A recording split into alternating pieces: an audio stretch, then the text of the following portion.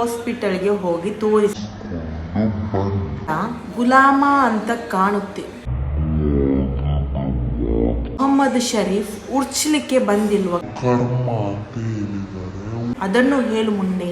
Receive ಮಾಡಿರುವಂತ highlight comment. Hello friends, ಹೇಗಿದ್ದೀರಾ ಎಲ್ಲರೂ? ನಾನು ಚೆನ್ನಾಗಿದ್ದೀನಿ. ನಾನು ಇವತ್ತು ಬರೋವಾಗಂತಲೇ ನಿಮಗೆ ಗೊತ್ತಾಗಿರ್ಬೋದು, ಏನೋ ಒಂದು ರಿಯಾಕ್ಟ್ ವಿಡಿಯೋ ಮಾಡಲಿಕ್ಕೆ ಬಂದಿದ್ದಾರೆ ಅಂತ ಅಲ್ವಾ.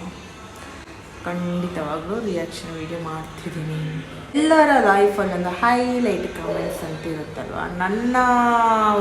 ನನ್ನ ಲಾಗಲ್ಲಿ ನಾನು ಸ್ವಲ್ಪ ನನ್ನ ಫಸ್ಟ್ ಲಾಗಲ್ಲಿ ನನಗೆ ಬಂದಿರುವಂಥ ಹೈಲೈಟ್ ಕಮೆಂಟ್ಸನ್ನು ಸ್ಕ್ರೀನ್ಶಾಟ್ ಮಾಡಿಕೊಂಡು ಅದರ ಬಗ್ಗೆ ರಿಯಾಕ್ಟ್ ಮಾಡ್ತಾ ಇದ್ದೀನಿ. ಆ್ಯಂಡ್ ಆ ಒಂದು ಹೆಸರು ಕೂಡ ಹೇಳ್ತೀನಿ, ಯಾಕೆಂದರೆ ನಮಗೆ ನೆಗೆಟಿವ್ ಕಮೆಂಟ್ ಮಾಡಿದರೆ ನಮಗೆ ಬೇಜಾರಾಗುತ್ತೆ ಅಂತ ಅವರು ಭಾವಿಸಿರ್ಬೋದು. ನನಗೆ ಅದರಲ್ಲಿ ಬೇಜಾರೇ ಇಲ್ಲ. ನಾನು ಇಲ್ಲಿ ಕೇಳ್ತೀನಿ, ಇಲ್ಲಿ ಬಿಡ್ತೀನಿ. ಮನಸ್ಸಲ್ಲಿ ನನಗಾಗಬೇಕು ಯೂಟ್ಯೂಬ್ ಚಾನಲ್ ಸ್ಟಾಪ್ ಮಾಡೋಣ, ಸಾಕು ಅಂತ. ಎನಿವೇ,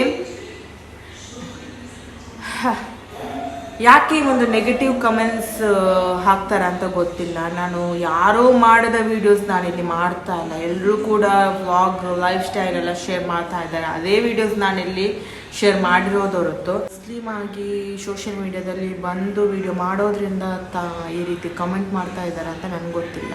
ಕಮೆಂಟ್ ಬಂದಿರೋದನ್ನು ನಿಮಗೆ ತೋರಿಸ್ತಾ ಇದ್ದೀನಿ ಆ್ಯಂಡ್ ಅದರ ಬಗ್ಗೆ ರಿಯಾಕ್ಟ್ ಮಾಡ್ತಾ ಇದ್ದೀನಿ. AP ಅಶ್ರಫ್ ಅಂತ ನನ್ನ ವ್ಲಾಗ್ ನೋಡಿಬಿಟ್ಟು RIP ಅಂದರೆ ರೆಸ್ಟ್ ಇನ್ ಪೀಸ್ ಅಂತ ಹೇಳಿದ್ದಾರೆ. ಇಲ್ಲಿ AP ಅಶ್ರಫ್ ಅಂತ RIP ಅಂತ ಹಾಕಿದ್ದಾರೆ, ರೆಸ್ಟ್ ಇನ್ ಪೀಸ್ ಅಂತ. ನನಗಿಬ್ರು ಮಕ್ಕಳಿದ್ದಾರೆ ಡಿಯರ್, ಯಾಕೆ RIP ಅಂತ ಇವಾಗಲೇ ಹೇಳ್ತೀರಾ? ನನಗಷ್ಟು ಏಜ್ ಆಗಿಲ್ಲ. ನನಗೊಂದು 50-60 ವರ್ಷ ಆಗಿದ್ದರೆ ಪರವಾಗಿರಲಿಲ್ಲ RIP ಅಂತ ಹೇಳಲಿಕ್ಕೆ. ನಾನಿಲ್ಲಿ ರೆಸ್ಟ್ ಇನ್ ಪೀಸ್ ಹಾಕೋಕ್ಕೋಸ್ಕರ, ನಾನಿಲ್ಲಿ ರೆಸ್ಟ್ ಇನ್ ಪೀಸ್ ಅಂತ ಹೇಳೋಕ್ಕೋಸ್ಕರ ಇಲ್ಲಿ ನಾನೇನು ಕೆಟ್ಟದಾಗಿ ವೀಡಿಯೋಸ್ ಮಾಡಿಲ್ಲ. ನನ್ನ ಮಕ್ಕಳನ್ನು ಸಾಕಬೇಕು, ನನ್ನ ಮಕ್ಕಳ ಲೈಫನ್ನು, ಫ್ಯೂಚರನ್ನು ನಾನು ಸೆಟ್ಲ್ ಮಾಡಬೇಕು. ಈ ಥರ ಎಲ್ಲ ತುಂಬ ತಲೆಯಲ್ಲಿ ರೆಸ್ಪಾನ್ಸಿಬಿಲಿಟೀಸ್ ಇದೆ. ಅದ ನಂತರ RIP ಅಂತ ಹೇಳಿದರೆ ಪರವಾಗಿಲ್ಲ.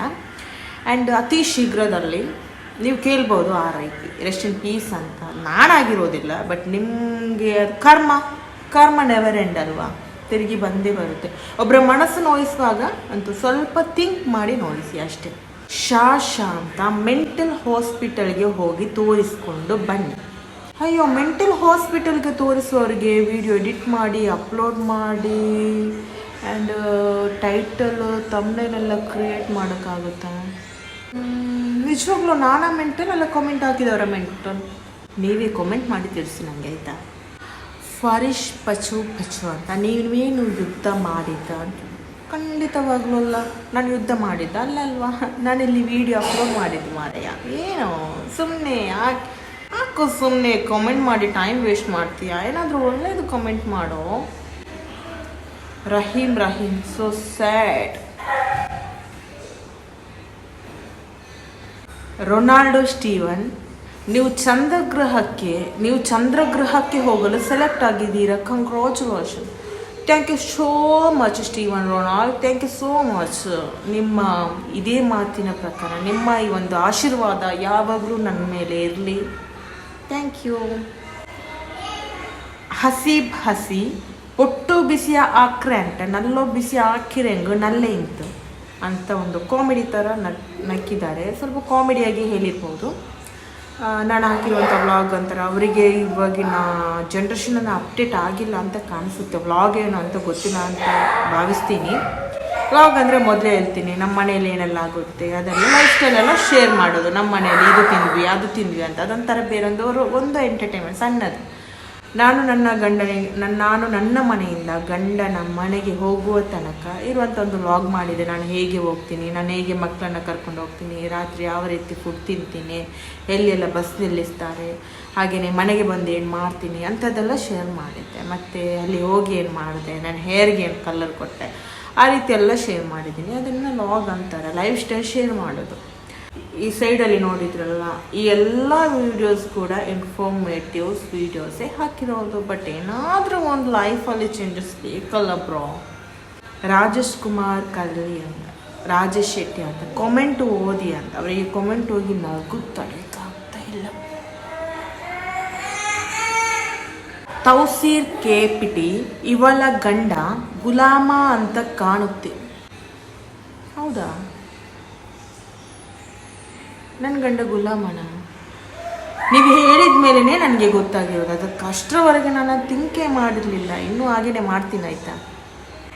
ಮೊಹಮ್ಮದ್ ಶರೀಫ್ ಉರ್ಚಲಿಕ್ಕೆ ಬಂದಿಲ್ವ ಕರ್ಮ ಅಂತ ಹೇಳಿದ್ದಾರೆ. ಉರ್ಚಲಿಕ್ಕೆ ಅಂದರೆ ಮಂಗಳೂರಿನಲ್ಲಿ ಮೋಷನ್ಗೆ ಅಂದರೆ ಉರ್ಚಲಿಕ್ಕೆ ಅಂತಾರೆ. ಮೋಸ್ಟ್ಲಿ ಇವರು ಕೇಳಿದ್ದು ಉರ್ಚಲಿಕ್ಕೆ ಏನಾದರೂ ಇನ್ಫಾರ್ಮೇಷನ್ ವೀಡಿಯೋಸ್ ಇದೆಯಾ ಅಂತ ಕೇಳಿರ್ಬೋದು.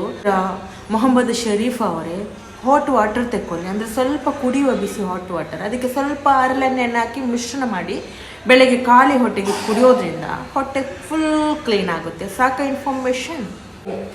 ಫರೀನಾ ಅಂತ ಹೆಣ್ಣಿಗೆ ಹೆಣ್ಣುನೇ ಶತ್ರು ಅಂತ ಹೇಳ್ತಾರಲ್ವ, ಅದು ನಿಜವಾಗ್ಲೂ ಸುಳ್ಳಲ್ಲ ಆಯಿತಾ. ನನಗೆ ತುಂಬ ಹೆಣ್ಮಕ್ಳು ಕಮೆಂಟ್ ಬರ್ತಾ ಇತ್ತು. ನಾನಂತೂ ಕೆಲವರು ಕಾಮೆಂಟ್ ಮಾಡಿದ್ದಾರೆ, ಮೊದಲೇ ಹೇಳ್ತೀನಿ.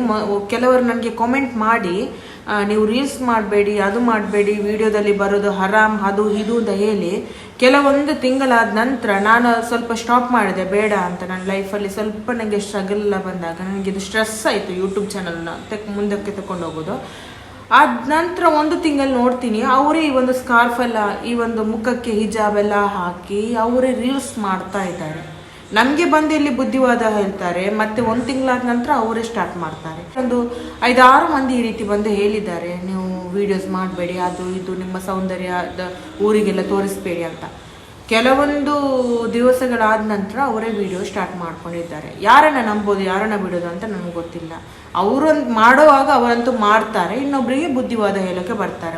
ಫರೀನಾ ಅವರು, ನೀನು ಗಂಡನ ಮನೆಗೆ ಹೋಗುವುದಾದರೆ ಹೋಗಮ್ಮ, ಅದನ್ನು ಯಾಕೆ ಊರವರಿಗೆ ಯಾಕೆ ಹೇಳ್ತಾ ಇದೆಯಾ? ನೀನು ಹೋಗುವುದು ನಿನ್ನ ಗಂಡನ ಮನೆಗೆ ಅಲ್ವಾ, ಬೇರೆಯವರ ಮನೆಗೆ ಅಲ್ವಾ? ವಿಶ್ವಾಸ ನನ್ನ ಗಂಡನ ಮನೆಗೆ ಹೋಗೋದ್ರಿಂದನೇ ನಾನು ನಿಮಗೆ ಶೇರ್ ಮಾಡಿರೋದು. ಬೇರೆಯವರ ಮನೆಗೆ ಹೋಗೋದಾದ್ರೆ ನಾನು ಯಾಕೆ ಶೇರ್ ಮಾಡಲಿ? ಅಶ್ರಫ್ ಅಚ್ಚು ಅಂತ, ನಿಮ್ಮ ಈ ಸಾಧನೆ ಇಹಲೋಕದ ಸಾಧನೆ. ಅರ್ಧ ಗಂಟೆಯ ಸಮಯ ಕಣ್ಣು ಮುಚ್ಚಿ ಪರಲೋಕದ ಕಡೆ ಗಮನ ಕೊಟ್ಟು ನೋಡಿ, ಇನ್ಶಾಲ್ಲ ನಿಮ್ಮ ಮನಸ್ಸು ಬದಲಾಗಬಹುದು. ಇವರೊಂದೊಳ್ಳೆ ಮೆಸೇಜ್ ಕೊಟ್ಟಿದ್ದಾರೆ. ಅದು ನಮಗೆ ಈ ಒಂದು ಮೆಸೇಜ್, ಈ ಒಂದು ಕಾಮೆಂಟಲ್ಲಿ ನಮಗೆ ಮನಸ್ಸು ನೋಯಿಸುವಾಗೂ ಇಲ್ಲ, ಏನಾದರೂ ಒಂದು ಮನಸ್ಸು ಬದಲಾಗಬಹುದು ಅಂತ ಒಂದು ಉದ್ದೇಶದಿಂದ ಕಾಮೆಂಟ್ ಮಾಡಿದ್ದಾರೆ. ಬ್ಲೂಮಿಂಗ್ ಬೌಕ್ಯೋಚ್, ಯಾವುದು ಇದು ಕಾಮಿಡಿ ಪೀಸ್ ಅಂತೆ. ನಿಜವಾಗ್ಲೂ ಡಿಯರ್ಸ್, ನನ್ನ ಕಾಮಿಡಿ ಪೀಸ್ ಥರ ಕಾಣುತ್ತಾ? ಏನಾದರೂ ಡಿಫ್ರೆನ್ಸ್ ಇದೆ ಮುಖದಲ್ಲಿ? ಕಾಮಿಡಿ ಪೀಸ್ ಥರ ಏನಾದರೂ ಕಾಣಿಸ್ತಾ ಇದೆಯಾ ನೋಡಿ ಅಂತೆ. ನನಗೆ ಈ ಕಾಮೆಂಟ್ ನೋಡಿ ನನ್ನನ್ನೇ ನೋಡುವಾಗ ಡೌಟ್ ಬರ್ತಾ ಇದೆ, ಕಾಮಿಡಿ ಪೀಸ್ ಥರ ಕಾಣಿಸ್ತಾ ಇದ್ದೀನಿ ಅಂತ. ಬಣಸಿರ್ ಬಂಚು ಅಂತ, ಮೊಟ್ಟೆ ರಸ್ಕ್ ಕಾಯ್ಮೊಲವು ಮಿಲ್ಕ್ ಉಪ್ಪು ನಿಂಕ್ ಮಾನಸಿಕಮ ಅಂತ. ಅಂದರೆ ಮೊಟ್ಟೆ ರಸ್ಕ್, ನಾನೆಲ್ಲ ಅದರಲ್ಲಿ ಇನ್ಫಾರ್ಮೇಷನು ನಾನು ಅದು ತಂದಿದ್ದೆ, ಅದು ಇದು ಅಂದರೆ ಜಸ್ಟ್ ಒಂದು ಫನ್ನಿಗೋಸ್ಕರ ಮಾಡಿದಂಥ ವೀಡಿಯೋ, ವ್ಲಾಗ್ ಅಲ್ವಾ, ಅದೇ ರೀತಿ ಮಾಡೋದು. ಹಾಗೆ ನಿಮಗೇನು ಹುಚ್ಚ ಅಂತ ನಿಮ್ಗೆ ಹೇಗೆ ಕಾಣಿಸ್ತು ಅದನ್ನೇ ಆಕ್ಸೆಪ್ಟ್ ಮಾಡಿ, ನಾನೇನು ಹೇಳೋಕ್ಕೆ ಬರಲ್ಲ. ಎಂ ಸಲೀಂ ಮಲ್ಪೆ ದಾದ ಎಲ್ಲ ಕಾಟ್ಯಾರ ಅಲೆಂಕಡಂ ತೆಲ್ಲು ಕಾಟರು. ಅಲೆಂಕ ಅಂದರೆ ಅಲಿಯನನ್ನು ಸ್ವಲ್ಪ ತೋರಿಸಿ ಅಂತ ಒಳ್ಳೆ ಮೆಸೇಜ್, ಒಳ್ಳೆ ಕಾಮೆಂಟ್ ಮಾಡಿದ್ದಾರೆ. ಬಟ್ ಅಲೆಂಕ ಅಂದರೆ ನನ್ನ ಗಂಡನ್ನ ತೋರಿಸೋಕ್ಕಾಗಲ್ಲ. ಅದರ ಇಶ್ಯೂಸ್ ನಾನು ಹೇಳಿದ್ದೀನಲ್ವ ಮೊದಲೇ, ನನಗೆ ಹಸ್ಬೆಂಡ್ ಇಲ್ಲ ಅಂತ ಹೇಳಿದ್ದೀನಿ. ಓಕೆ, ಇನ್ನು ನಾನು ಅದ್ರ ಬಗ್ಗೆ ಜಾಸ್ತಿ ಡೀಟೇಲ್ಸ್ ಹೇಳೋಕೆ ಹೋಗಲ್ಲ. ನಿನ್ನದೇ ಕನಸು, ಅಯ್ಯೋ ನೀನು ಇದೆಲ್ಲ ಹೇಳುತ್ತಿದ್ದೀಯಾ, ನಿನ್ನ ಗಂಡ ಹೆಂಗೆ ಅದನ್ನು ಹೇಳು ಮುಂದೆ ಅಂತ ಕಮೆಂಟೆಲ್ಲ ಹೈಲೈಟ್ ಕಮೆಂಟ್. ನನ್ನ ಲೈಫಲ್ಲಿ ನಾನು ರಿಸೀವ್ ಮಾಡಿರುವಂಥ ಒಂದು ಹೈಲೈಟ್ ಕಮೆಂಟ್, ನಿನ್ನದೇ ಕನಸು. ಹೆಸರು ನೋಡಿದಲ್ಲ ಆ ಒಂದು ಐಡಿದ್ದು.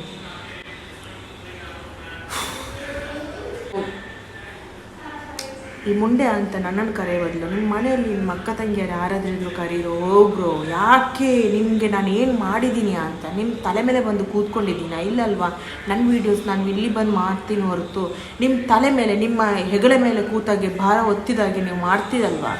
ಈ ರೀತಿ ಎಲ್ಲ ಕಮೆಂಟ್ ಮಾಡೋದಾ? ಇದನ್ನು ಈ ಒಂದು ಕಾಮೆಂಟ್ನಿಂದ ಎಷ್ಟು ಮನುಷ್ಯರಿಗೆ ನೋವಾಗುತ್ತೆ ಅಂತ ನೀವು ತಿಳ್ಕೊಂಡಿದ್ದೀರಾ?